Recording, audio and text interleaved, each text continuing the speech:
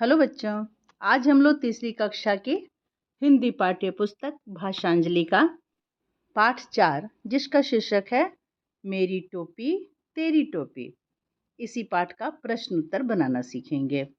आप सभी अपनी पुस्तक में पेज नंबर 23 निकालिए और यहाँ जो प्रश्न दिए गए हैं इसी पाठ से संबंधित हैं, तो आपको पाठ को पहले पढ़ना होगा।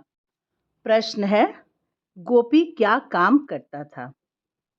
गोपी टोपी बेचता था। वो शहर जाता था, वहाँ से ढेर सारी टोपियाँ खरीद कर लाता था और गांव में बेचता था।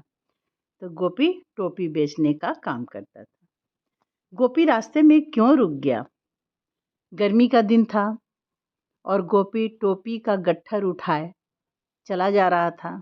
रास्ते में घने पेड़ों की छांव में जब ठंडी ठंडी हवा मिली तो गोपी को वहाँ आराम करने का मन हुआ, इसलिए वह थोड़ी देर के लिए पेड़ की छांव में रुक गया और आराम करने लगा। अगला प्रश्न है, सबसे पहले टोपी किसने निकाली?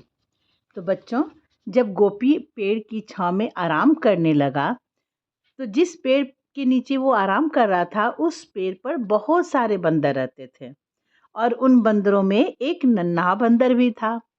और आप तो जानते ही हैं, जैसे छोटे बच्चे उछल कूद करते हैं तो बंदरों में भी वही बात है, छोटा बंदर ज़्यादा उछल कूद करता है। वह नन्हा बंदर उछलते कूदते गठरी के पास आ गया और गठरी के एक कोने से दिखती लाल टोपी को उसने खींच निकाला। यानी सबसे पहले टोपी नन्हा बंदर ने निकाली। अगला प्रश्न है, गोपी ने अपनी टोपियां बंदरों से कैसे वापस ली? बच्चों, जब गोपी की टोपी सब गायब हो गई थी तो गोपी बहुत हैरान हो गया था, परेशान हो गया था। वो घबराने लगा कि अब मैं क्या करूँगा, मेरी सारी टोपियाँ तो इसमें से गायब हो गई हैं। वो समझ भी नहीं पा रहा था कि कैसा चोर है कि टोपी ले गया और गट्ठर छोड़ गया। जब गोपी की नज़र बंदरों पर पड़ी, गोपी ने अपनी टोपियाँ बंदरों के सिर पर देखी तो गुस्से से भर उठा और वह चिल्लाने लगा। बंदर भी क्या करने लगे, जोर जोर से गोपी की तरह ही हाथ पांव हिला हिला कर दांत किटकिटाने लगे। अब गोपी बंदरों को पकड़ने दौड़ा।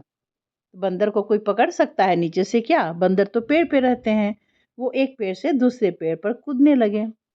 गोपी थक कर एक तरफ बैठ गया। उसे अचानक चुप बैठे देखकर सारे बंदर भी चुप हो गए। सारे बंदर गोपी के पास वाले पेड़ पर इकट्ठे होकर उसे देखने लगे। टोपी पहने ढेर सारे बंदरों को अपनी ओर झांकता देख गोपी को हंसी आ गई। उसने हाथ के इशारे से नन्हे बंदर को बुलाया, लेकिन बंदर तो नकलची होते हैं। नन्हा बंदर गोपी के पास नहीं आया, बल्कि उसने क्या किया, नन्हे बंदर ने उसी तरह से इशारे से गोपी को बुलाया। गोपी जिस तरह से हाथ हिलाता, मुंह बनाता, नन्हा बंदर और उसके साथ साथ सारे बंदर उसी तरह नकल करते। नकल का खेल करते करते गोपी को एक चाल सूझी। उसने अपनी टोपी पर हाथ फेरा तो उसे देखकर सारे बंदरों ने भी अपनी अपनी टोपी पर हाथ फेरे। गोपी ने टोपी सिर से उतारी, बंदरों ने भी टोपियां सिर से उतार ली। गोपी ने टोपी दूर फेंक दी, बंदरों ने भी गोपी की नकल की और अपनी टोपियां दूर फेंक दी। गोपी ने फटाफट सारी टोपियां वापस पा ली और इकट्ठी करके झटपट गठरी बांधी और वहां से भाग गया। इस तरह से गोपी ने अपनी बुद्धि लगाकर सारी टोपियां बंदरों से वापस ले ली। तो बच्चों, ये बहुत मज़ेदार पाठ है ना? अच्छा लगा ना आपको पढ़कर? अगर आपने पाठ नहीं पढ़ा है तो आप मेरे चैनल को सब्सक्राइब करें, तो ये पाठ आपको मेरे चैनल पर मिल जाएंगे। और इस प्रश्न के आगे भी जो प्रश्न दिए गए हैं वो सारे प्रश्न मैं अगले वीडियो में बताऊंगी। बाय बच्चों, मिलते हैं अगले वीडियो में अगले प्रश्न के साथ।